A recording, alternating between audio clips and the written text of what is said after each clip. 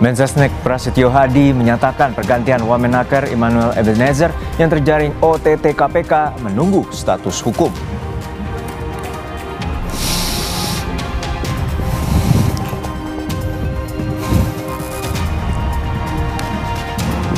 Puluhan mobil hingga motor gede disita penyidik KPK saat lakukan operasi tangkap tangan terhadap Wamenaker Ebenezer.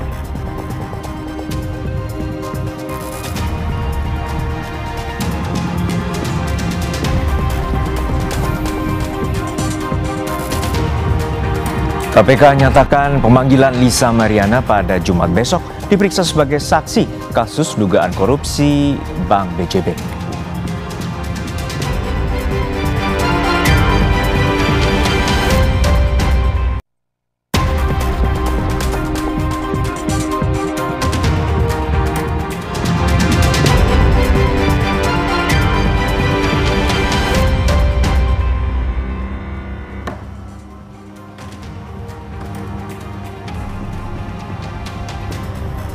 Halo, selamat sore saudara. Anda menyaksikan program berita Kompas Petang bersama saya Cynthia Rompas. Dan saya Harjuno Pramudito. Kita jelang Kompas Petang selengkapnya hanya di Kompas TV Independen terpercaya.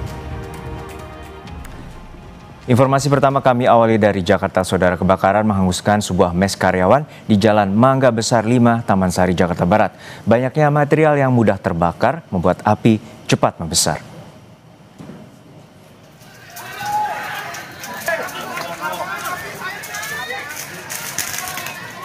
6 bangunan hangus terbakar setelah api berkobar dari salah satu bangunan yang dijadikan mes karyawan.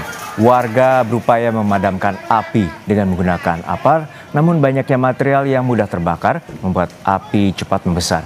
Kebakaran berhasil dipadamkan setelah 16 unit tim damkar terjun ke lokasi. Diduga kebakaran berasal dari korsleting listrik di mes karyawan saat ditinggal penghuninya bekerja.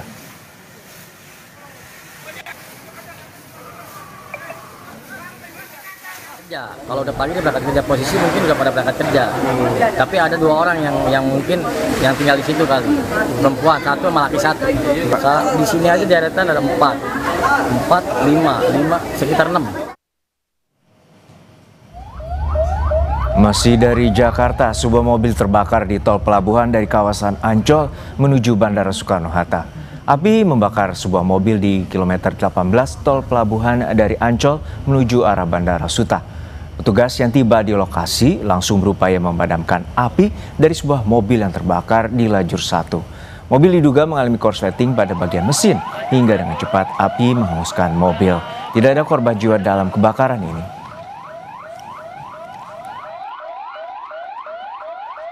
Dari depan kiri, bagian mobil depan kiri itu sih pengakuan dari drivernya. Taruh korban, nggak ada korban, supir sendirian.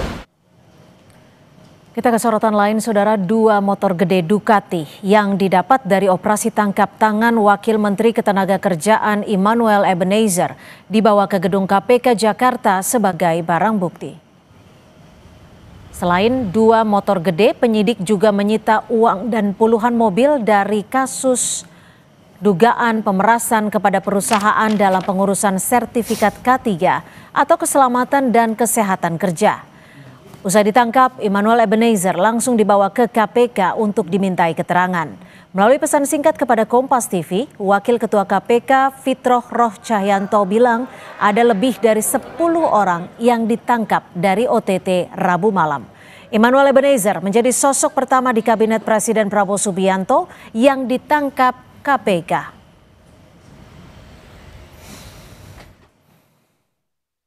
Benar ya, terkait informasi tersebut ada kegiatan di lapangan. Saat ini teman-teman masih berproses. Jadi kita sama-sama menunggu ya. Nanti kami pasti akan update ya. Kegiatan ini terkait dengan perkara apa, pihak-pihak siapa saja yang diamankan, tentu nanti kami akan update teman-teman. Jadi kita tunggu dulu. Ya nanti kami update, kita nanti update kembali ya. Presiden Prabowo Subianto menghormati proses hukum Wakil Menteri Ketenagakerjaan Immanuel Ebenezer yang terjaring operasi tangkap tangan terkait dugaan pemerasan perusahaan dalam pengurusan sertifikasi K3. Atas kejadian ini, Saudara, Presiden memberi peringatan keras kepada menterinya untuk berhati-hati dan tidak menyalahgunakan amanah. Terkait apakah ada pergantian Wamenaker Immanuel Ebenezer, Istana melalui Mensesnek menyatakan akan menunggu status hukum Immanuel 1 kali 24 jam di KPK usai penangkapan Rabu malam. Aneh, kok ini ngerem kesini gimana sih? Tentu sebagaimana kali-kali diingatkan oleh Bapak Presiden kepada kita semua bahwa kita perlu untuk terus berhati-hati. Semangat kita adalah semangat untuk tidak menyalahgunakan amanah yang diberikan kepada kita semua. Tunggu. Belum, kan kita tunggu dulu tadi 1 kali 24 jam nanti hasil dari teman-teman di KPK seperti apa. Nah, sekali lagi kalau memang kemudian terbukti ya kita akan segera mungkin melakukan proses terhadap yang bersangkutan. Wakil Ketua DPR RI yang juga Ketua Harian Gerindra Sufmi Dasko Ahmad merespon penangkapan Wamenaker Immanuel Ebenezer oleh KPK. Dasko menyebut penangkapan ini menunjukkan bahwa Presiden tidak pandang bulu dalam memberantas korupsi. Tindakan tegas dilakukan termasuk kepada pembantunya yang terbukti bersalah.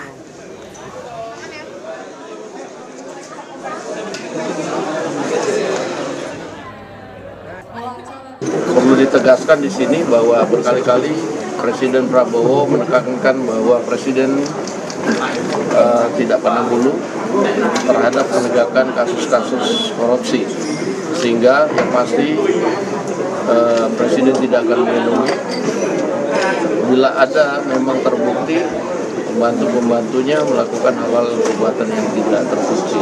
Ya. Tapi sejauh ini kinerja dari Wamenaker sendiri yang dipandang dari lembaga seperti apa sih? Saya kebetulan tidak sering interaksi dan kebetulan memang selama ini kita banyak bersentuhan dengan Menteri Tenaga Kerja ya selama ini, karena memang yang berhubungan dengan lembaga itu adalah status dia sebagai anggota Gerindra gimana sih? Saya akan cek lagi. Belum pasti dia anggota Gerindra? Iya, saya belum tahu. Informasi terkini dari penyelidikan operasi tangkap tangan Wamenaker Immanuel Ebenezer. Kita tanyakan ke jurnalis Kompas TV, sudah ada Asri Gunawan dan juru kamera Adini Anissa di Gedung KPK Jakarta, dan jurnalis Kompas TV Jona Hamonangan serta juru kamera Andika Ahadiat di Gedung Kementerian Ketenagakerjaan. Saya akan ke Asri terlebih dahulu. Asri, bagaimana sejauh ini pemeriksaan terhadap Wamenaker Immanuel Ebenezer? Asri, kapan ada penetapan status hukum terhadap Wamenaker ini akan diumumkan? Iya, Cynthia, Wakil Menteri Ketenagakerjaan Immanuel Ebenezer masih diperiksa secara intensif di Gedung KPK Merah Putih pasca terjaring operasi tangkap tangan pada Rabu malam. Pemeriksaan ini tentu diperlukan untuk mendalami kasus dugaan pemerasan terhadap perusahaan terkait dengan pengadaan atau pengajuan sertifikasi K3 atau keselamatan dan kesehatan kerja. Dan informasi yang dikonfirmasi oleh Wakil Ketua KPK Fitro Roh Cahyanto bahwa selain Noel ada lebih dari 10 orang yang turut diperiksa terkait kasus ini, dan diantaranya termasuk juga pejabat dan ASN di Kementerian Ketenagakerjaan. Selain dari memeriksa sejumlah pihak begitu, KPK juga turut menyita barang bukti berupa uang, puluhan mobil dan motor, dan terbaru yang terlihat tiba di KPK adalah 2 Moge Ducati yang baru saja diamankan atau disita oleh KPK di Gedung KPK Merah Putih. Memang belum diketahui kepemilikan dari barang bukti yang disita, dan kalau kita menelisik dari LHKPN milik Noel, 2 barang bukti yang baru saja kami lihat siang ini di KPK berupa Moge Ducati ini tidak tertera atau tidak ada dalam list atau daftar di LHKPN milik Noel. Dan ini yang perlu nanti kita dalami dan kita cari tahu kepemilikannya dari siapa. Kemudian selain itu KPK juga dalam waktu dekat ini akan memberikan pernyataan resmi atau konferensi pers, termasuk juga nanti akan memberikan kejelasan terkait dengan barang bukti yang sudah disita. Bicara terkait dengan status hukum Immanuel Ebenezer atau Wakil Menteri Ketenagakerjaan, saat ini statusnya masih sebagai terperiksa dan KPK memiliki waktu 1 kali 24 jam untuk menetapkan status hukum Immanuel Ebenezer. Kalau kita lihat dari pernyataan Wakil Ketua KPK Fitro Roh Cahyanto bahwa Immanuel Ebenezer ini di OTT atau terjaring OTT pada Rabu malam kemarin, maka tentu 1 kali 24 jam di Kamis malam ini KPK harus menentukan status hukum dari Immanuel Ebenezer. Memang tidak dirinci waktunya pukul berapa, sehingga kita akan cermati dan tunggu bersama kapan kemudian penetapan tersangka terhadap Immanuel Ebenezer akan dilakukan. Termasuk tadi dari jubir KPK Budi Prasetyo mengatakan beberapa saat lagi KPK akan menggelar konferensi pers dan memperlihatkan barang bukti yang sudah disita oleh KPK dalam kasus dugaan pemerasan terhadap perusahaan terkait pengadaan atau pengajuan sertifikasi K3 atau keselamatan dan kesehatan kerja. Sementara demikian kita cermati bersama, Cynthia.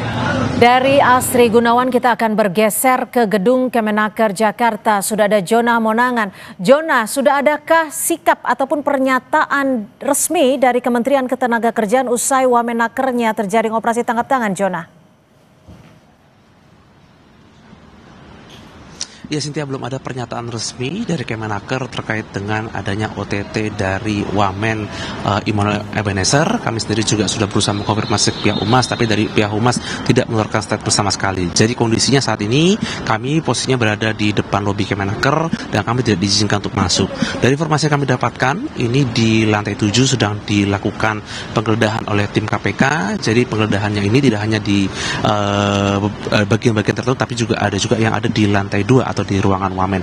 Apakah penggeledahan ini terkait dengan adanya penambahan barang bukti atau mungkin nanti adalah barang bukti yang akan diambil untuk diteliti oleh pihak KPK, kami masih menunggu statement resmi. Tapi yang pasti terkait dengan adanya pernyataan resmi dari pihak KPK, kami masih menunggu, dan juga kami masih menunggu juga adanya kemungkinan adanya konversi yang akan digelar oleh pihak Kemenaker. Kami masih menunggu kira-kira mungkin sampai malam apakah nanti dari pihak Kemenaker akan mengeluarkan statement secara resmi terkait dengan adanya penangkapan OTT khususnya kepada Wamen Immanuel Ebenezer sendiri. Cynthia. Baik, terima kasih atas laporan Anda, Jona Hamonangan, dan sebelumnya dari Komisi Pemberantasan Korupsi Asri Gunawan. Terima kasih rekan-rekan. Terima kasih.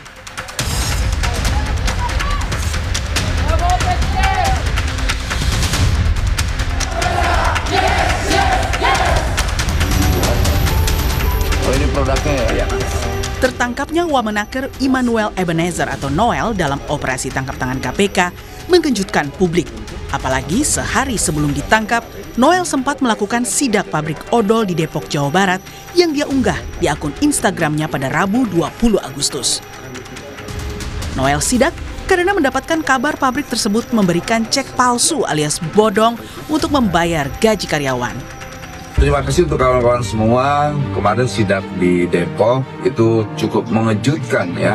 Sampai ada seorang buruh dikasih yang namanya cek bodong. Gila itu. Saya miris melihatnya sampai kawan-kawan buruh itu menangis ketika mengetahui cek itu ternyata cek bodong. Sehari sebelumnya di hari Selasa, Noel menyidak perusahaan penyedia alat kesehatan di kawasan Cilodong, Depok bersama dengan Wakil Wali Kota Depok. Dalam sidak ini, Noel menemui para pekerja yang gajinya terkatung-katung dan tidak ada BPJS, baik kesehatan maupun ketenagakerjaan. Apa yang bisa kita bantu? Biar kenapa? Dampaknya ke mereka juga. Kalau kalian berjalan, mereka akan hidup juga. Nih.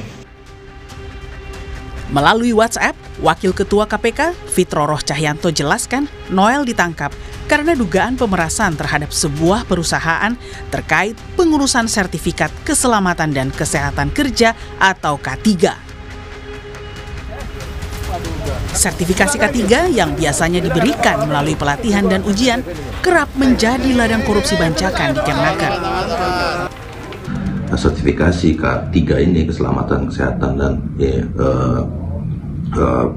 keselamatan kerja dari para perusahaan swasta yang kemudian diajukan ke Menaker ini kemudian adalah praktek yang tidak baru. Tentu saja modus ini sudah lama sekali, terus menerusnya tiap tahun sertifikasi K3 menjadi bancakan, menjadi alat pemerasan dari oknum-oknum yang tidak bertanggung jawab. Tentu saja kita berharap praktek ini bisa dihentikan melalui momentum OTT yang terlaksana hari ini.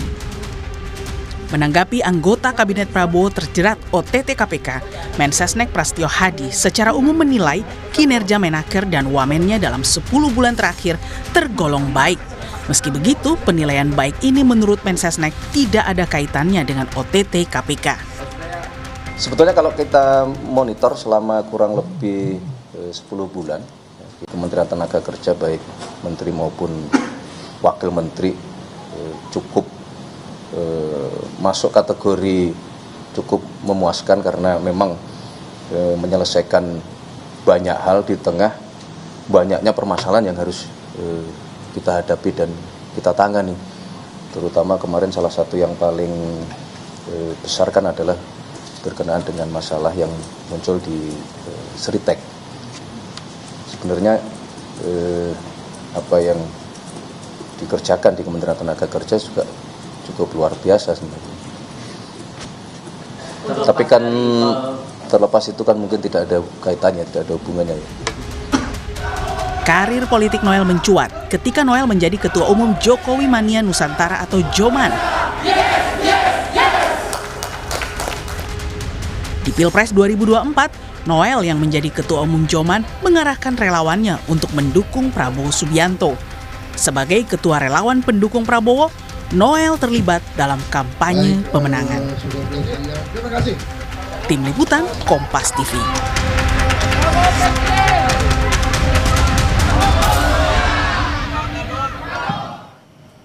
Usai jeda, Saudara Tifa Uzia Tiasuma alias Dr. Tifa memenuhi panggilan penyidik Polda Metro Jaya terkait kasus ijazah Jokowi.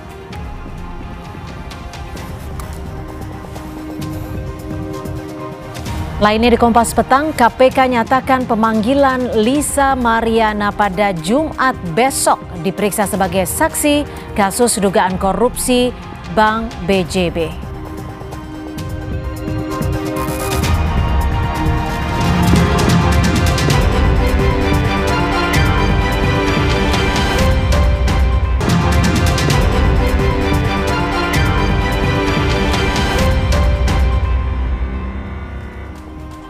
Kembali di Kompas Petang, Saudara. Aksi unjuk rasa memprotes jaringan internet yang sering putus di Kabupaten Merauke berujung ricuh.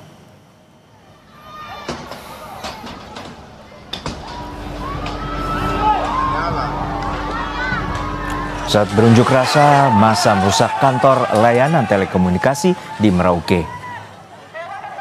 Warga menuntut dan mempertanyakan kerusakan jaringan kabel fiber optik yang terjadi setiap tahun, namun belum ada solusi. Polisi yang berjaga sempat mencoba berdialog dengan pendemo agar unjuk rasa berjalan damai.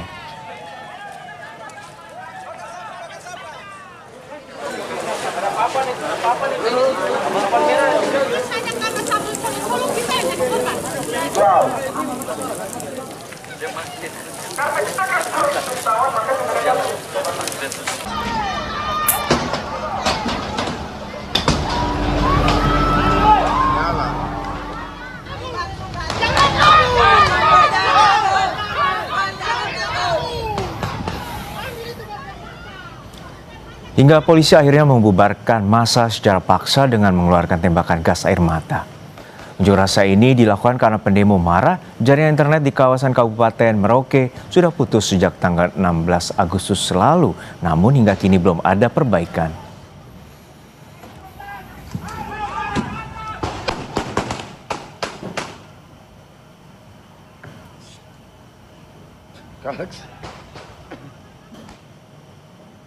Informasi lain, Saudara, terdakwa kasus pencemaran nama baik dan tindak pidana pencucian uang Nikita Mirzani hari ini dihadirkan sebagai saksi untuk terdakwa asistennya Ismail Marzuki. Nikita dicecar sejumlah pertanyaan oleh jaksa penuntut umum soal percakapannya dengan Oki Pratama maupun Ismail terkait Reza Gladys. Nikita menjelaskan salah satu chat yang menyinggung soal review produk kecantikan. Dalam persidangan, Nikita Mirzani mengaku tidak ada pemaksaan ataupun pemerasan. Sebelumnya Nikita Mirzani didakwa melakukan pemerasan dan tindak pidana pencucian uang terhadap pemilik produk kecantikan Reza Gladys bersama asistennya Ismail Marzuki.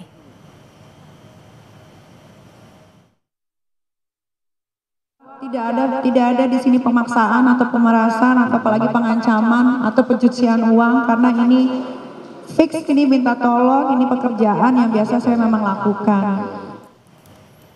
Tifa Uzia Tiasuma alias Dr. Tifa memenuhi panggilan penyidik Polda Metro Jaya terkait kasus ijazah Jokowi. Dr. Tifa menilai surat panggilan penyidikan yang diterimanya tidak jelas sehingga laporan itu tidak layak diproses. Dr. Tifa juga menyoroti soal pasal ujaran kebencian yang menurutnya dan rekan-rekannya lain tidak menyebabkan atau menyebarkan ujaran kebencian tentang ijazah Jokowi, melainkan bentuk penelitian dan hasilnya dibukukan dalam Jokowi's White Paper.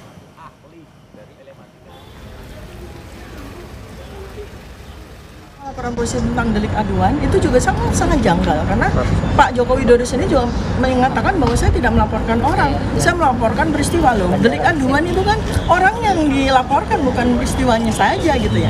Jadi ini ketika diproses oleh polisi kita merasa aneh aja. Buat ujaran kebencian itu kan nggak ada kaitannya sama sekali dengan yang saya lakukan.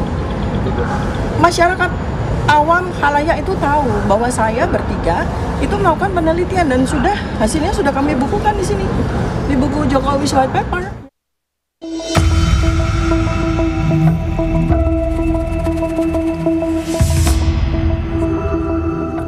Rabu 20 Agustus 2025, untuk pertama kalinya Roy Suryo diperiksa sejak laporan dugaan pencemaran nama baik terkait kasus ijazah Jokowi naik ke penyidikan.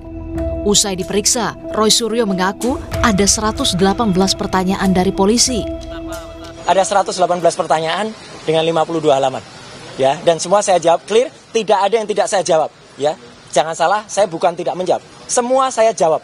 Ya, semua saya jawab ke 118 pertanyaan itu dari awal sampai akhir dan semua selesai. Jadi bukan menunda nanti akan ada lagi atau ini belum selesai atau nanti tunggu apa enggak. Tidak ada itu, semua selesai. Dan sementara itu, Wakil Ketua Umum Jokowi Mania Andi Aswan meminta kubu Roy Suryo untuk tidak mengagungkan isu kriminalisasi.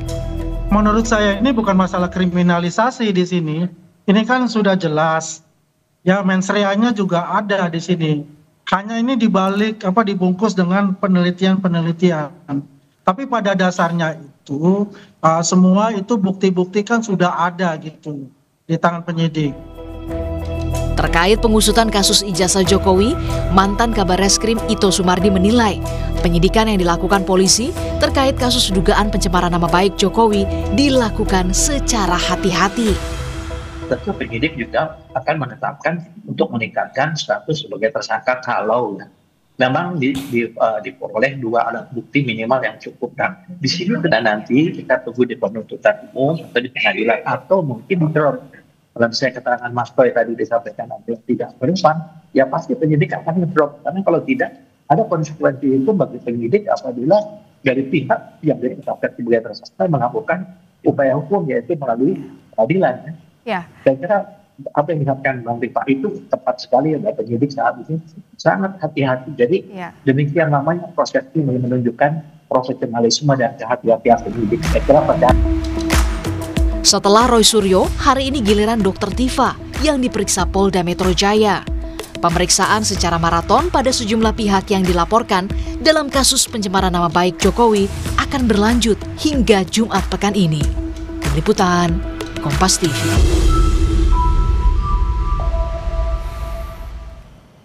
Usai jeda, Saudara, KPK menyatakan pemanggilan Lisa Mariana pada Jumat besok diperiksa sebagai saksi kasus dugaan korupsi Bank BJB.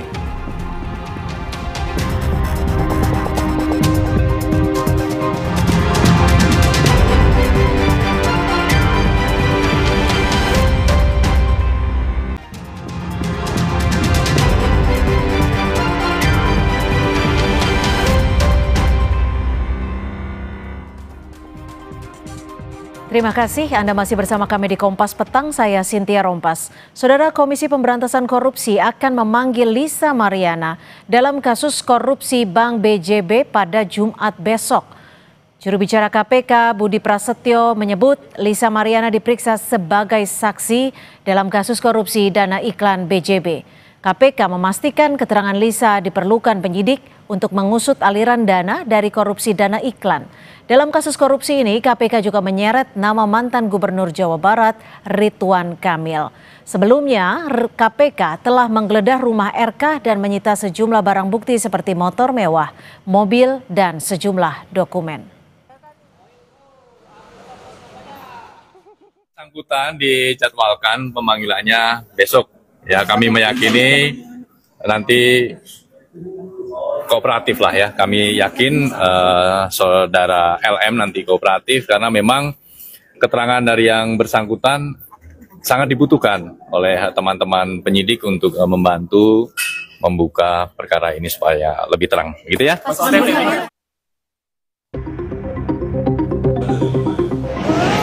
Gue gak takut digugat. Apa kabar dia tentang kasus korupsinya? Sama pun tanggal 22 gue dijadikan saksi. Di KPK.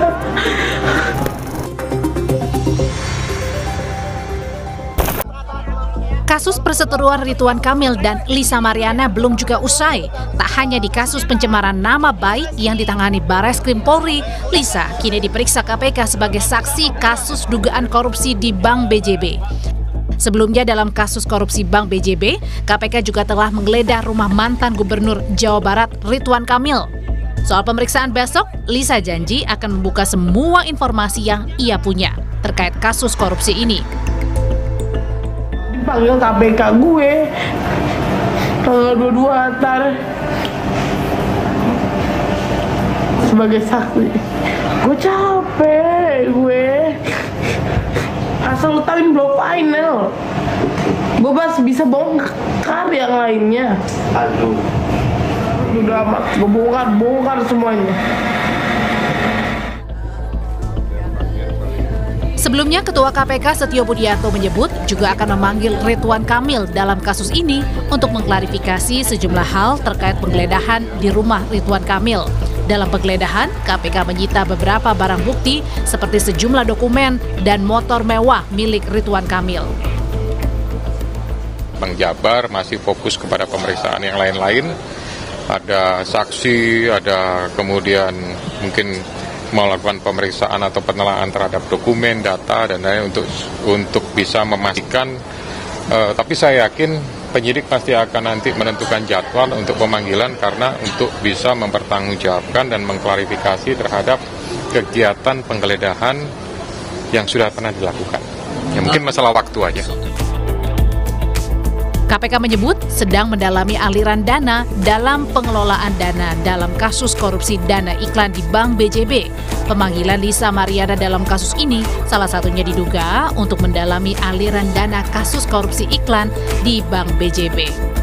Tim Liputan, Kompas TV.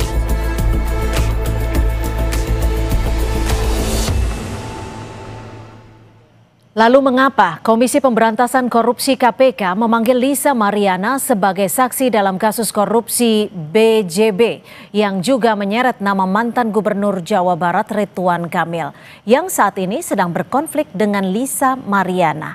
Apa yang akan didalami KPK? Kita akan bahas bersama kuasa hukum Lisa Mariana. Sudah ada John Boy Nababan serta pakar TPPU Yenti Ganarsi. Selamat petang Bang John dan selamat petang juga Ibu Yenti. Terima kasih sudah berbagi waktu di Kompas Petang. Selamat petang. Saya ke Bang John. Bang John, Lisa dipastikan hadir besok dan kalau bisa dipastikan hadir, apa sebenarnya informasi yang dimiliki Lisa?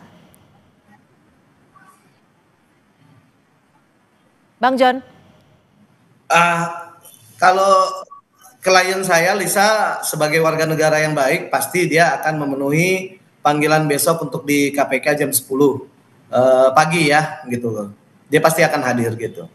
Kalau untuk sementara, karena ini pemanggilan saksi, ya kita hanya klien kami dan saya mendampingin hanya datang ya untuk dimintain keterangannya ya datang aja gitu. Jadi belum ada persiapan yang lebih detail.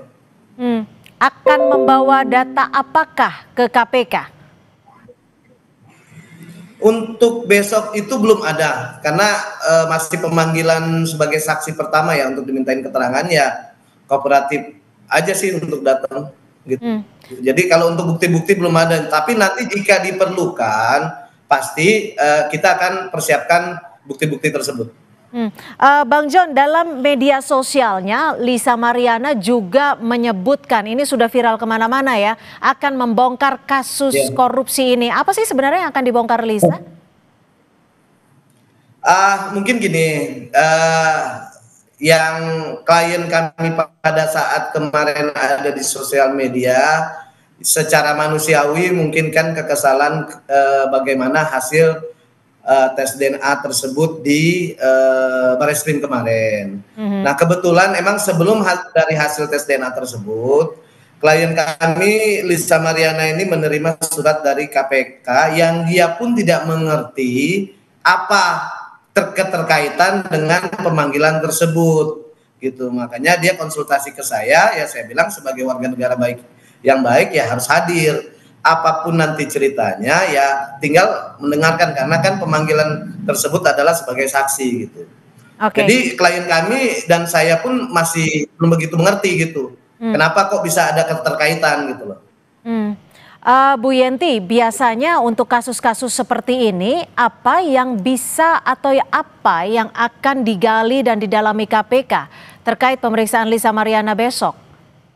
Iya. Ini kan kasusnya itu udah agak lama ya diperiksa dan sebagainya, bahkan disita ya, sudah ada penyitaan dan kasusnya adalah kasus berkaitan dengan dugaan korupsi dana BJB terkait dengan program iklan lah gitu ya. Nah ini semua yang diperiksa ini adalah yang berkaitan dengan korupsi, itu biasanya juga melihat alirannya kemana gitu ya, alirannya kemana. Jadi sekarang itu memang ini menurut saya bagus ya, KPK tuh kalau ada korupsi jangan hanya korupsinya saja tetapi alirannya kemana, artinya apa, aliran TPPU-nya kemana ya, alirannya kemana berarti ada TPPU.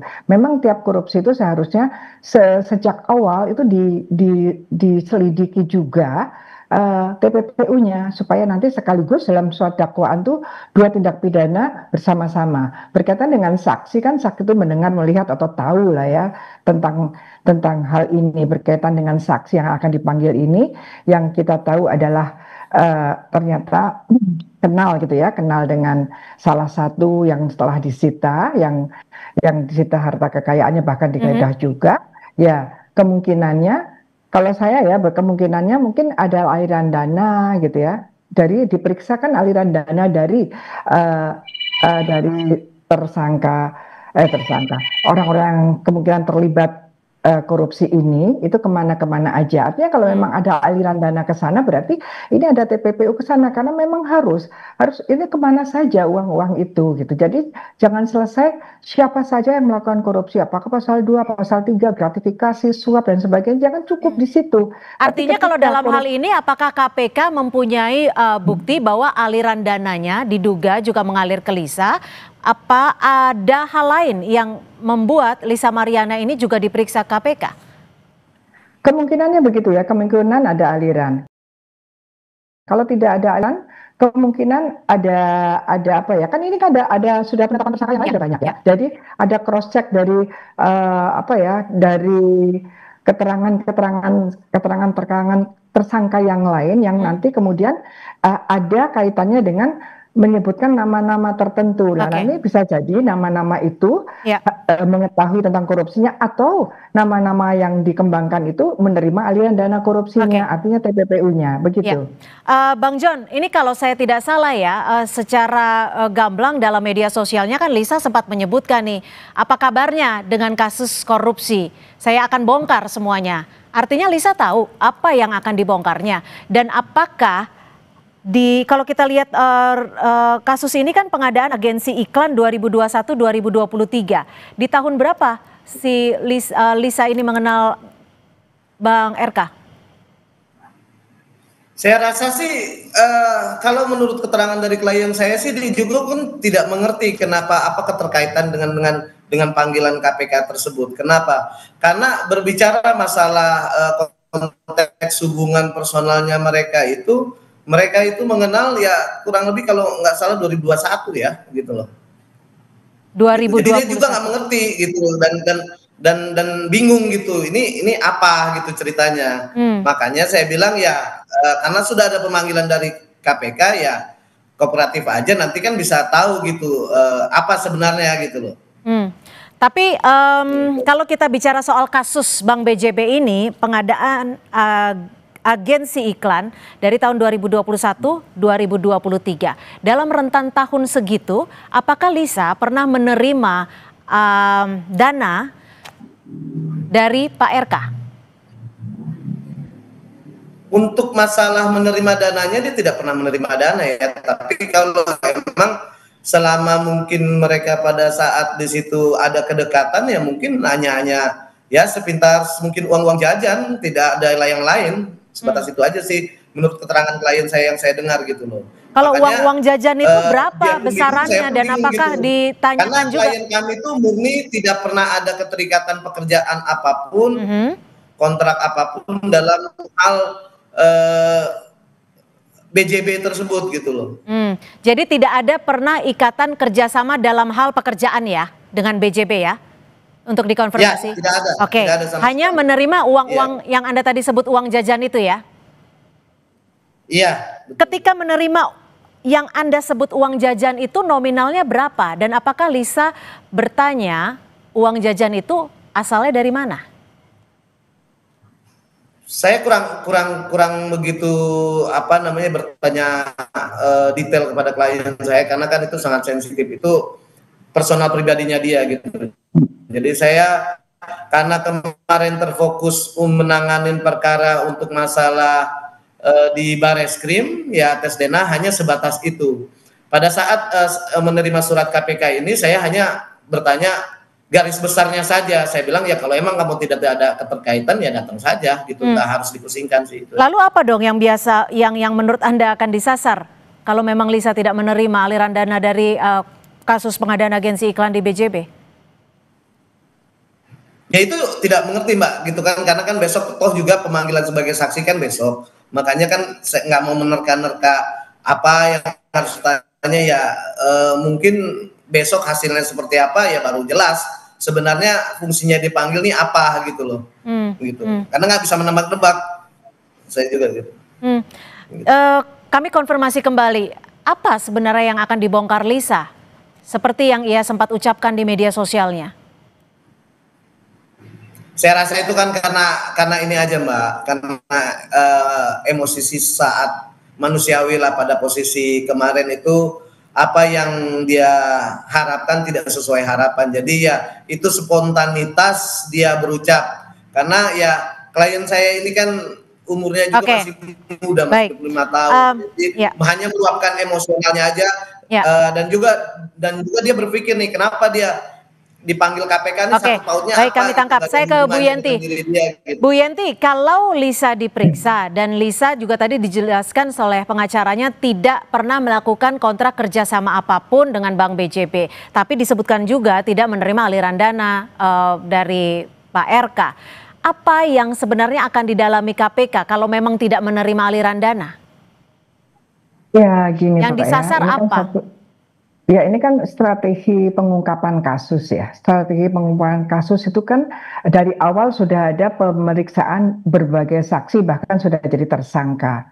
Nah seseorang yang dipanggil sebagai saksi pasti sudah ada input dari orang-orang yang sekarang bahkan sudah jadi tersangka ada nama tersebut. Tidak mungkin KPK asal-asalan. Dalam hal ini kemungkinannya saksi itu kan tadi saya sebutkan tahu atau mendengar, melihat sendiri gitu ya.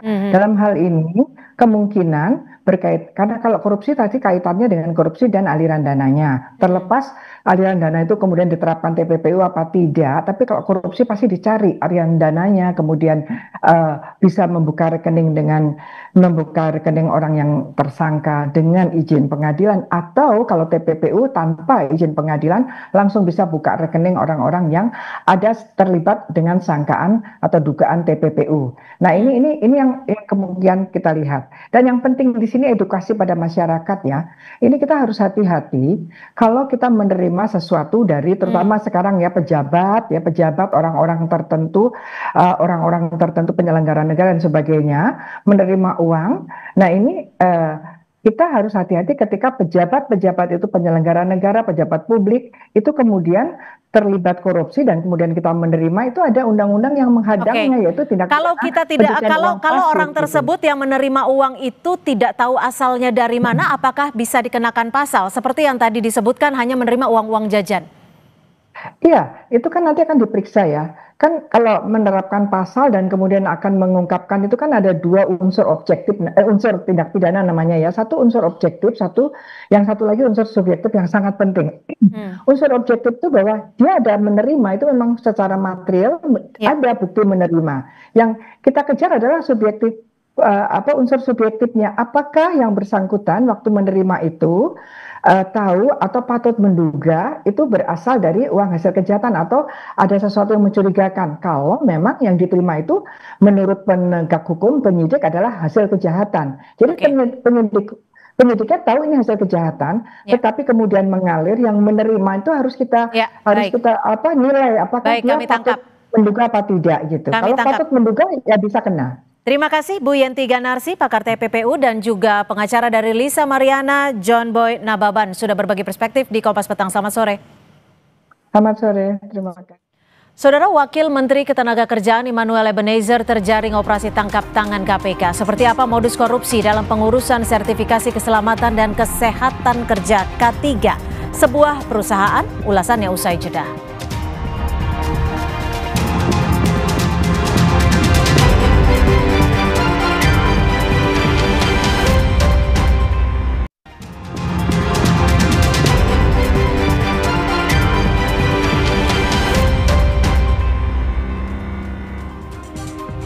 Kembali di Kompas Petang, Saudara. 2 motor gede Ducati yang didapat dari operasi tangkap tangan Wakil Menteri Ketenagakerjaan Immanuel Ebenezer dibawa ke gedung KPK Jakarta sebagai barang bukti.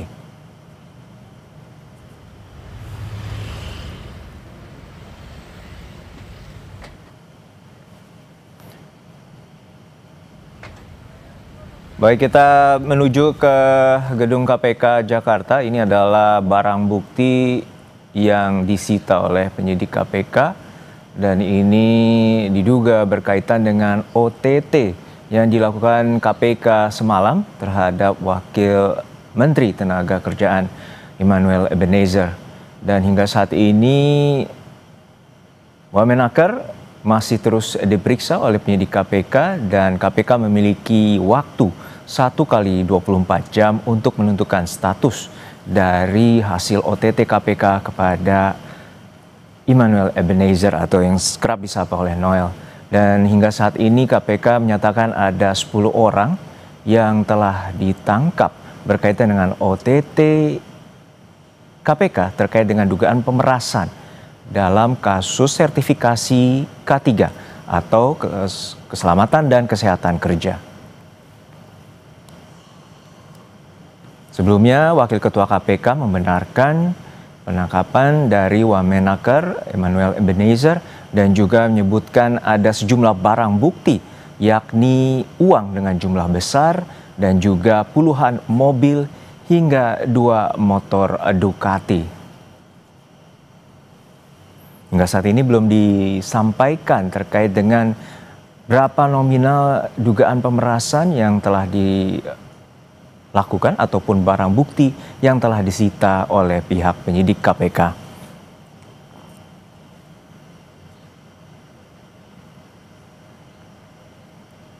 Baik, lalu seperti apa modus korupsi dalam pengurusan sertifikasi keselamatan dan kesehatan kerja atau K3 sebuah perusahaan, dan apa yang membuat sertifikasi K3 perusahaan seakan menjadi lahan basah dari tindak pidana korupsi.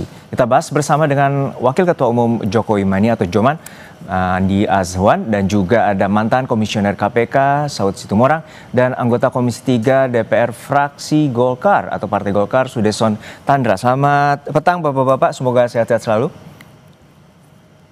Selamat petang. Ya, saya ke Mas Andi terlebih dahulu. Mas Andi, ini tentu mengejutkan Ketua Umum Anda, Jokowi Mania, nih terduga terseret OTT KPK dugaan pemerasan dari sertifikasi K3. Terakhir komunikasi dengan Mas Noel kapan? Sudah lama saya komunikasi dengan beliau. Jadi memang ini adalah seperti petir di tengah siang hari yang bolong. Kita mendapatkan berita seperti ini. Ya, kami semua ini turut prihatin apa yang terjadi terhadap Wakil Menteri Tenaga Kerja Bang Immanuel Ebenezer. Terlepas dari itu ya, kita juga mengapresiasilah kepada KPK penegakan hukum itu luar biasa ya. Walaupun itu adalah wakil menteri maupun menteri itu wakil menteri tetap diadakan suatu tindakan hukum. Dan juga biar bagaimanapun juga ini mencerminkan bahwa Presiden kita Prabowo Subianto tidak memandang bulu terhadap siapapun yang terlibat dalam tindak pidana korupsi. Tapi sebelum itu kita juga harus mengedepankan yang namanya azas praduga tak bersalah. Seperti apa proses terjadinya OTT itu? Ya, sepengetahuan kami, ya, kini kalau tidak salah ya bahwa itu ada terpisah ya. Dan saya katakan bukan OTT kalau misalnya dengan Wamenaker ini, karena informasi yang saya terima dari teman-teman itu bahwasanya terpisah itu dengan 10 orang itu. Apakah itu ada pengembangan dari itu sehingga beliau juga ditahan karena ada barang-barang bukti yang memberatkan beliau. Itu hanya KPK yang bisa menjawab. Maksud Anda terpisah seperti apa, Bang Andi? Ya, misalkan begini, yang sebenarnya saya dapat informasi katanya Pak Wamen itu ada di rumah dinas pada saat itu. Kemudian dari KPK datang ke sana dini hari ya, mengajak Pak Wamen untuk ke kantor KPK ya di Kuningan itu. Jadi makanya saya ada suatu pertanyaan sebetulnya, OTT-nya ini secara bersamaan dengan 10 orang itu apakah terpisah? 10 orang itu ditahan misalnya saat Pak Wamen kemudian diajak untuk diberikan keterangan ya. Seperti itu kita penjelasan itu. Tahan sebentar, kita dengarkan dulu keterangan dari Menteri Tenaga Kerja Yasirli. Iya, kasihan. Kenapa nggak nunggu aja dari KPK ya? Terpaksa jadinya kemudian ya. Lah.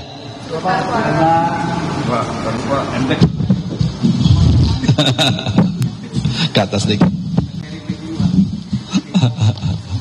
Ya, bismillahirrahmanirrahim. Assalamualaikum warahmatullahi wabarakatuh.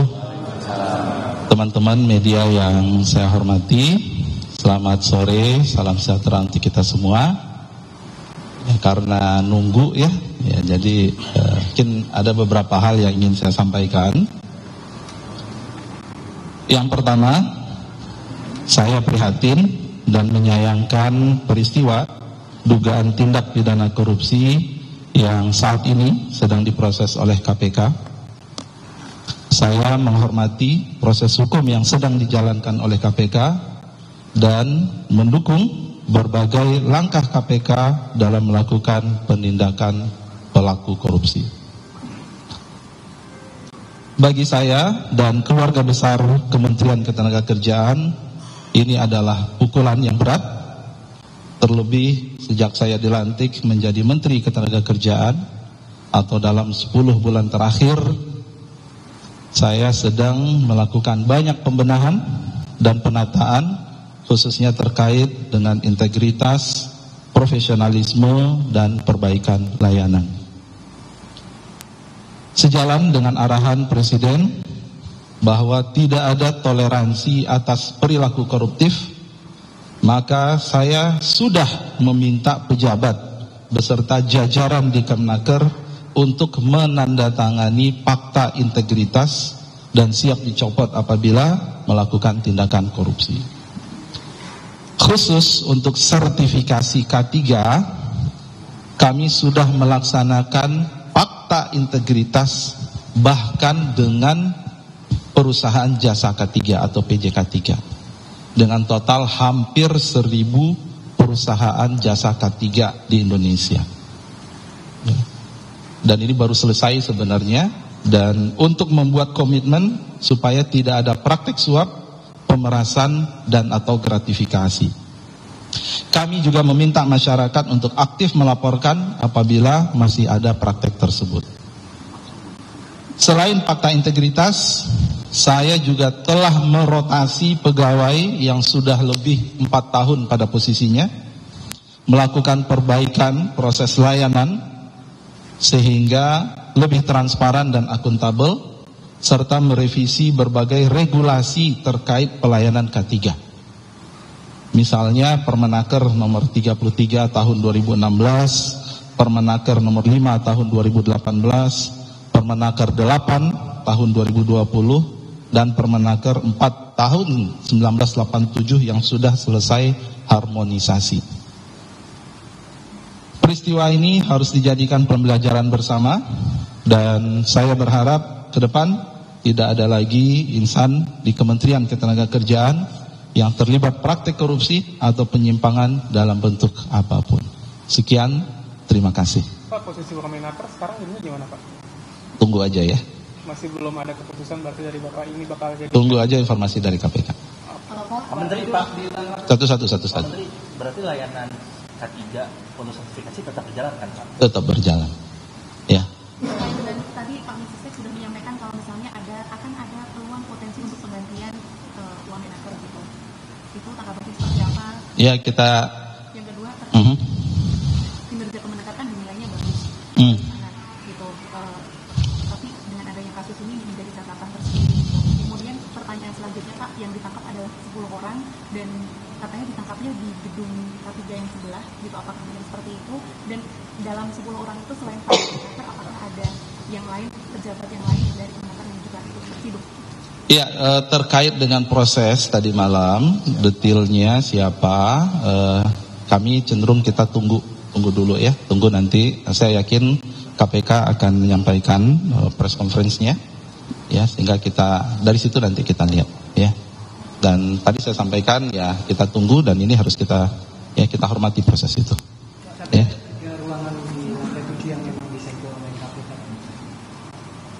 Ya, kita lihat aja nanti, ya. Artinya berarti masih ada proses penggalian informasi dan seterusnya barang bukti. Tentu sekali lagi kita hormati, ya. Jadi sekali lagi berbagai hal ya sudah kita lakukan ya untuk membangun sistem yang lebih baik di Kemenaker ini, ya.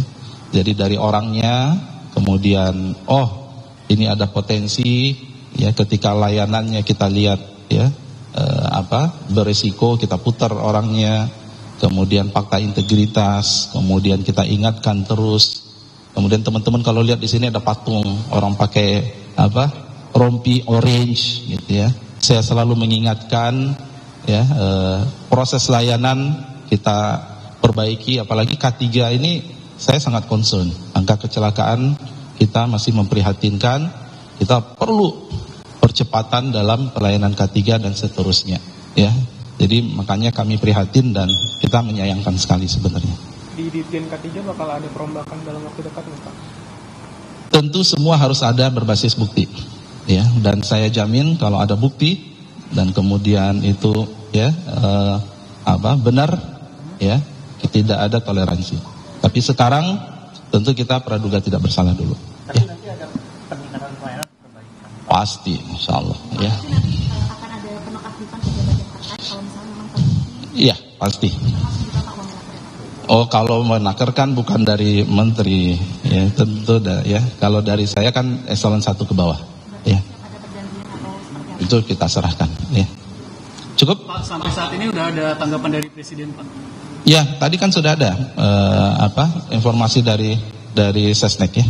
Bapak, untuk audit ini sendiri dilakukan di Kemenaker atau di... Jadi sekali lagi terkait dengan proses OTT-nya, kemudian siapa yang terlibat, kemudian kita tunggu aja dari KPK, ya. Udah ada komunikasi langsung belum sama dari Pak Prabowo ke Bapak, Pak? Ya, tadi kan udah ada press conference tadi belum dari Pak, komunikasi langsung. Pak, untuk pelayanan sertifikasi K3 ini kasus seperti ini, apakah Kemenaker akan melibatkan pihak ketiga juga, misalnya lembaga sertifikasi? Jadi begini, ini sertifikasi K3 ini memang melibatkan pihak PJK3 sebagai mitra. Nggak mungkin pemerintah sendiri yang melakukan sertifikasi. Jadi melibatkan PJK3, disitulah kita harus pastikan bahwa mereka itu punya komitmen. Ya, kita sudah lakukan itu. Bahkan kemarin saya sampaikan PJK3 yang belum melakukan komitmen ulang fakta integritas, kita tahan dulu izinnya. Ya udah tahan. Tapi tetap ya, ini kan proses dari suatu sistem yang sudah lama ya. Jadi memang perbaikan itu butuh upaya-upaya yang kemudian harus lebih intens lagi, dan inilah yang terus menjadi PR kami ke depan. Ya. Cukup?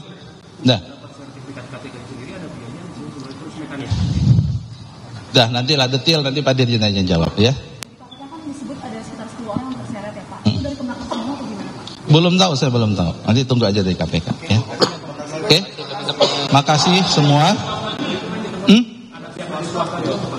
Tunggu aja, sabar dong. Ini kan belum 1 kali 24 jam, tunggu ya. Nanti kalau ada yang perlu kami jelaskan, kita tunggu dulu dari KPK. Insya Allah besok kita bisa ketemu lagi. Ya. Assalamualaikum warahmatullahi wabarakatuh. Itu tadi keterangan resmi dari Menteri Tenaga Kerja Yasir Ly terkait dengan OTT KPK terhadap Wamenaker Emmanuel Ebenezer, dan Yasir Ly menegaskan akan menunggu proses hukum yang tengah berjalan, dan juga sebelumnya ia menegaskan telah melakukan penandatanganan fakta integritas bersama dengan 463 perusahaan jasa K3. Baik, informasi terkini dan juga pembahasan lebih lanjut terkait dengan OTT KPK terhadap Wamenaker akan kami lanjutkan setelah jeda di Kompas Petang.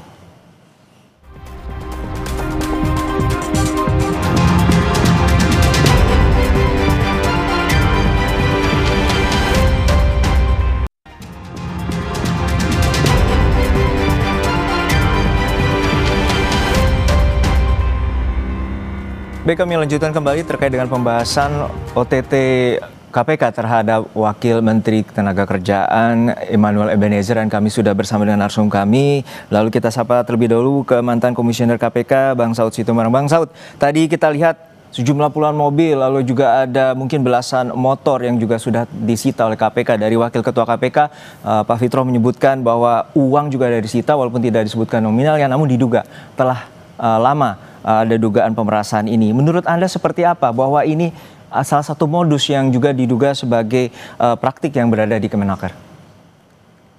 Pertama ya tentu kita harus melihat juga bahwa konstruksi dari sebuah OTT itu kan selalu saja diawali oleh whistleblower, apakah itu dari masyarakat atau dari lingkungan tempat yang bersangkutan kerja, sehingga kemudian KPK bisa memastikan terjadi suatu peristiwa pidana, kemudian mereka melakukan klarifikasi secara tertutup. Setelah menemukan 2 bukti, mereka melakukan penyelidikan. Penyelidikan itu dimulai melakukan surveillance, take out, menyadap dan seterusnya, sehingga kemudian ketika kemudian diamati terjadi peristiwa pidana yang disebut sebagai OTT. Nah, kemudian ketika mereka mengambil beberapa barang bukti, tentu ada hal-hal yang mereka lebih paham ya. Kita nggak ngerti apakah itu ada kaitan langsung tidak langsung dengan peristiwa pidana yang disebut sebagai beberapa media itu disebutnya pemerasan dikaitkan dengan K3. Tentu mereka yang lebih paham apakah itu relevan dengan peristiwa pidananya. Kalau umpamanya dilakukan umpamanya tidak ada dengan model-model transfer atau dilakukan dengan cash atau apa, itu pasti penyidik yang lebih paham di sana, sehingga kita belum bisa masuk detail di situ apakah mobil atau barang apapun yang diambil itu nanti ada kaitan langsung tidak langsung dengan peristiwa pidananya. Itu dulu sementara, Mas. Oke. Tapi sebelum ke Pak Sudeson, saya ke Bang Andi dulu. Bang Andi, Anda tentu melihat ini ada sejumlah mobil-mobil yang disita. Anda sempat mengenali atau salah satunya mobil yang dimiliki oleh Mas Wamen Noel? Ya, tadi saya tidak melihat ya mobil itu karena tadi kamera saya tertutup itu. Tapi sepengetahuan saya, beliau itu tidak bisa menyetir mobil ya, selalu diantar oleh istri beliau kemana-mana gitu. Ya cuma ini agak kaget bahwasanya itu banyak mobil yang dikatakan itu ada puluhan mobil. Apakah puluhan mobil itu hanya untuk Pak Wamen misalnya, ataukah itu dari akumulasi dari seluruh 10 orang yang kena OTT itu gitu. Nah ini mesti ada klarifikasi untuk itu nantinya. Ya memang sebaiknya kita juga menunggu rilis resmi dari KPK tentang OTT ini. Baik. Begitu Juno. Baik. Saya ke Pak Sudeson. Pak Sudeson, ini merupakan OTT KPK terhadap jajaran atau pembantu dari Presiden Prabowo, dan ini juga belum genap setahun bahwa OTT yang terkena adalah Wakil Menteri Emmanuel Ebenezer. Pandangan Anda, Pak Sudeson? Ya, pertama tentu kami sangat sedih ya melihat peristiwa ini. Apalagi Presiden bukan saja satu kali, berkali-kali di dalam pidato. Bahkan Presiden sangat keras kan. Ya, terakhir di sidang MPR ya kalau tidak salah. Sidang MPR keras sekali beliau mengatakan itu. Nah, seharusnya pembantu-pembantu beliau itu menangkap arah kebijakan dari Presiden seperti itu dan secepatnya meninggalkan perilaku-perilaku koruptif seperti ini ya. Tapi saya juga mau memberikan apresiasi kepada KPK yang bertindak sangat cepat, dan tentu ini merupakan suatu prestasi yang baik bagi KPK. Nah, ke depan ini terus terang ya, bagi ini ada rekan kami sesama anggota Komisi 3 tadi mengatakan ini kan gol bunuh diri ya. Dibawa Presiden langsung melakukan peristiwa seperti ini ya, tentu kita semua menjadi malu terjadi. Tetapi saya itu ingin melihat begini, ada dua hal yang penting yang harus kita lihat, yaitu di Kementerian Tenaga Kerja ini udah berkali-kali, bukan satu kali, ya kan? Dan tadi yang dikatakan fakta-fakta integritas itu, menurut saya percuma itu, ya harus dilakukan apa? Kenapa sertifikat K3 ini menteri atau wakil menteri harus ikut terlibat? Serahkan itu kepada pihak yang punya keahlian. Jangan lagi ikut mencampuri itu. Ya toh? Itu kenapa diserahkan kepada outsourcing supaya menghindari persentuhan antara kementerian atau instansi yang terkait dengan pihak-pihak, dengan warga masyarakat. Kan itu tujuannya. Untuk menghilangkan kemudian ya orang yang mulai memeras dan sebagainya. Tadi kan perkataan pemerasan itu menurut kami malu tuh, malu sekali. Ya, pemerasan itu kan di dalam dunia gangster itu kan perilaku orang primitif. Ya, orang kalau kata-kata pemerasan itu malu tuh. Ya, dan ini harus menjadi pelajaran bagi kita semua, begitu loh. Nah, ini menjadi acuan bagi seluruh pembantu Presiden. Bahwa ini perilaku ini mempermalukan kita semua. Bayangkan aja Presiden dengan pidatonya yang sangat keras dan berapi-api, di belakang itu dipermalukan seperti ini. Oke. Ya, baik. saya Kita minta ke Bang KPK untuk mengungkap dan menangkap semua yang terlibat di dalamnya. Kira-kira demikian. Baik. Kita ke Bang Saud. Bang Saud, ini juga sebelumnya kalau berkaca ada kasus juga dugaan pemerasan pada periode sebelumnya terkait dengan rencana penggunaan tenaga kerja asing, dan itu juga saat ini masih dalam pengusutan KPK dan ada 8 tersangka. Dan Anda melihat seperti apa untuk sertifikasi K3 ini, dugaan pemerasan ini juga turut terjadi? Ya, itu tadi bahwa tentulah mereka masuk di core bisnisnya dia. Core bisnisnya itu kan macam-macam, mulai izin kerja, terus sertifikasi K3 dan lain-lain. Yang intinya adalah bagaimana itu bisa dijalankan kalau memang kemudian kaitannya ada perilaku yang terganggu dengan integritas. Ya tentu KPK masuk dengan penindakan. Karena saya juga periode sebelumnya juga melakukan kunjungan ke kementerian itu untuk kemudian kita berdiskusi mengenai tata kelola. Tetapi tata kelola itu kan lagi-lagi kan kita nggak bisa memantau 24 jam di situ. Kemudian menteri yang kemudian belum ada kurang dari setahun sudah bisa melakukan satu peristiwa pidana yang apalagi kalau dengan pemerasan dan seterusnya, itu kan menjadi pertanyaan. Tapi Anda ada melihat ada kaitan dengan fakta integritas yang baru saja ditandatangani 19 Agustus kemarin, Pak Bang Saud? Ya, itu kan sangat normatif ya. Bahkan kan itu disumpah itu di depan presiden juga. Ya kan, itu mana lebih tinggi sebenarnya. Jadi maksud saya begini loh. Baik. Tadi kalau sudah disampaikan oleh Bang Saud, kita tahan sementara. Ada keterangan resmi dari pihak KPK terkait dengan penyidikan ataupun OTT KPK yang terjadi semalam. Sampaikan update-nya. Berarti kendaraan itu dari 14 tersangka? Kendaraan dari beberapa pihak, ya. Terkait dengan pemeriksaan bagaimana Mas update-nya Mas? Ya, masih dilakukan pemeriksaan, jadi belum bisa kami sampaikan saat ini. Ya, nanti kami akan update. Jam berapa kemarin malam Rabu malam? Rangkaian, jadi nanti detailnya, kronologinya nanti kami akan sampaikan saat konferensi pers. Oke ya? Ada berapa orang? Penyelenggara nanti ekspres ya? Kenapa Mas? Dari 14 itu ada penyelenggara negara? Ya, betul. Ada penyelenggara negara, ada juga pihak swasta. Ya. Nanti kami detailkan ya. Berapa? Kenapa? Ya, kendaraan ini kan sebagai barang bukti ya, dan sekaligus tentunya sebagai langkah awal nanti untuk aset recovery dalam penanganan perkara ini. Mas, artinya Immanuel Ebenezer pun masih diperiksa di dalam, begitu ya Mas? Pemilikan kendaraan itu apakah punya wamenaker? Ya, nanti semuanya akan kami sampaikan ya detailnya, belum bisa kami sampaikan secara rinci pada kesempatan ini.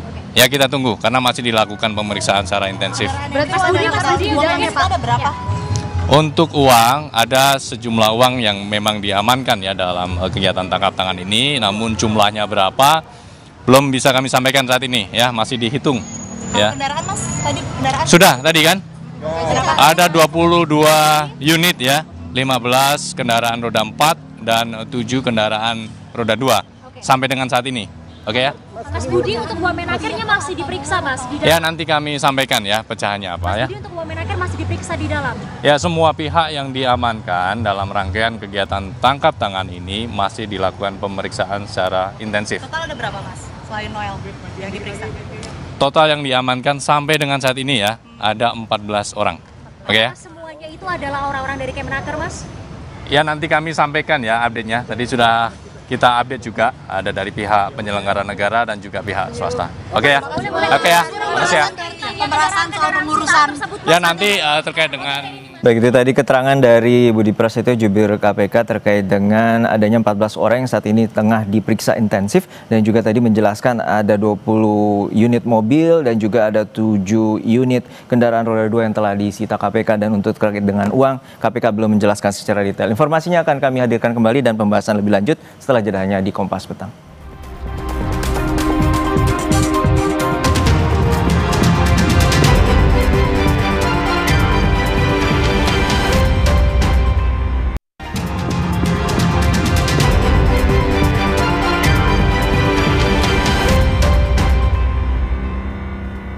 Anda masih menyaksikan Kompas Petang terkait dengan pembahasan OTT KPK terhadap wamenaker Immanuel Ebenezer. Lalu kita sambungkan kembali pembahasan kami dengan Bang Saud Sitomorang, mantan komisioner KPK. Bang, tadi dari KPK menyebutkan bahwa ada pihak swasta juga yang tengah diperiksa saat ini secara intensif, dan juga dari barang bukti bahwa mobil-mobil itu juga terdapat dari sejumlah pihak. Anda melihatnya seperti apa dengan adanya pihak swasta dan pemerasan, ataupun ini ada juga unsur gratifikasi di sana? Ya, kalau bahasnya tadinya disebutkan soal K3 itu kan itu standarisasi yang udah ada ISO-nya secara internasional. Kalau umpamanya sebuah perusahaan yang di dalamnya ada server, tentu itu ada standar-standar, bahkan pemadam kebakarannya itu disebutnya pemadam kebakaran dengan kering gitu ya. Standar-standar itu ada semuanya. Kalau hotel seperti apa, kalau industri ini seperti apa. Nah, itu semuanya kan tujuannya adalah untuk menjaga keselamatan pekerja. Dia mulai datang, dia bekerja di pabrik, dia pulang ke rumah dalam keadaan sehat. Kemudian kalau standar-standar itu diturunkan, apakah karena memang katakanlah swastanya ada masalah dalam kaitan tadi memenuhi Tadi kita ambil contoh pemadam kebakaran yang bahannya yang disebutnya pemadam kebakaran kering. Serbuk kering tuh mungkin mahal, sedangkan dia udah expired harus diganti dan seterusnya. Itu standar-standar itu kan bisa di markdown atau diturunkan sehingga kemudian ke dalam hal ini kementerian melakukan apa yang disebut sebagai transnasional itu. Jadi secara keseluruhan swastanya itu menjadi bagian yang sangat sulit untuk kemudian bisa dikeluar dari katakanlah isu pemerasan itu kalau memang mereka standar-standarnya itu diturunkan, sedangkan kementerian kan harus membina supaya standar internasional dipenuhi. Itu kan ada ISO-nya itu. Jadi maksudnya gini loh. Ketika kemudian itu standar diturunkan, kalau kita masih fokus di K3 dulu ya, kita belum yang lain-lain ya, karena yang diungkap ke permukaan sementara isu K3 ini. Jadi saya pikir ini harus ada pemberatan ini, karena ini menyangkut keselamatan dan daya saing kita juga, karena ini menyangkut segala macam pekerjaan yang menyangkut tenaga kerja. Itu kan tidak bisa dari luar daripada standar ISO yang dimiliki gitu. Baik, oke, saya ke Pak Sudirsan. Pak Sudirsan, ini bahwa ini salah satu menteri dan juga wakil menteri yang kemudian ini jajaran pembantu dari presiden dan juga ucapan keras dari presiden dan juga Mensesnek menyebutkan bahwa korupsi di pemerintahan ataupun institusi ini sudah memasuki stadium 4 atau penyakit yang cukup akut gitu ya. Nah, dalam pandangan Anda bahwa ini tanda bahwa KPK juga akan terus menggalakkan OTT dan pandangan Anda sebagai Komisi 3 seperti apa? Jadi saya berpendapat begini, kita fokus pada K3 ya. Kalau kita bicara mengenai materi dari perkara ini kan belum diungkap oleh KPK. Sehingga sebaiknya kita tidak menduga-duga.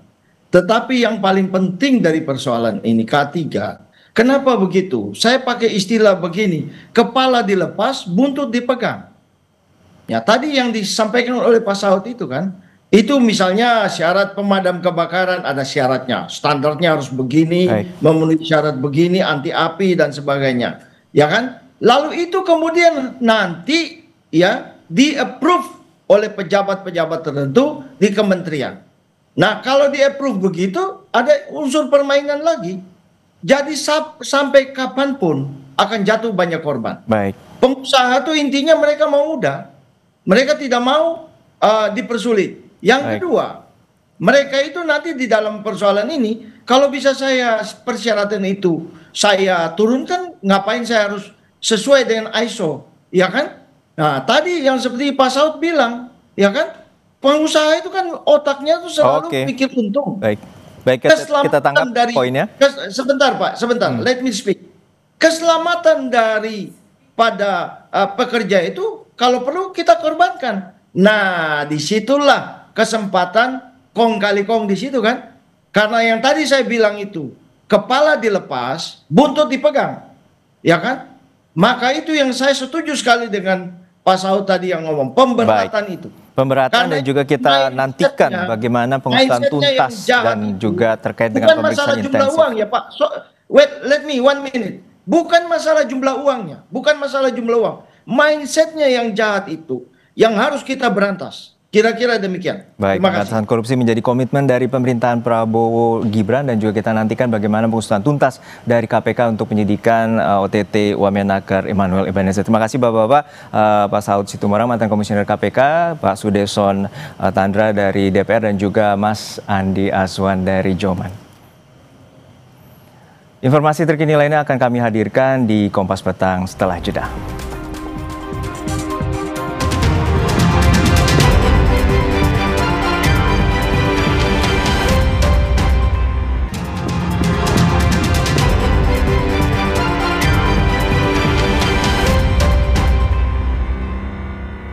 Terima kasih Anda masih di Kompas Petang. Saudara, saat ini KPK telah melakukan penangkapan terhadap Wamenakar Immanuel Ebenezer terkait dugaan pemerasan.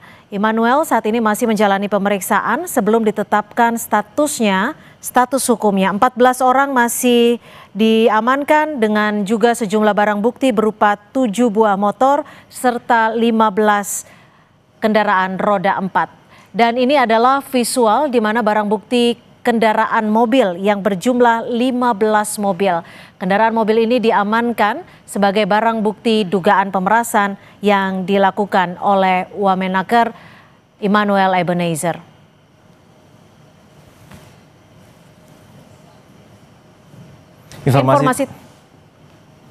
Informasi tadi juga menjadi penutup perjumpaan kita di Kompas Petang hari ini. Saya Cynthia Rompas. Dan saya Arjuno Pramudito, terima kasih. Sampai jumpa.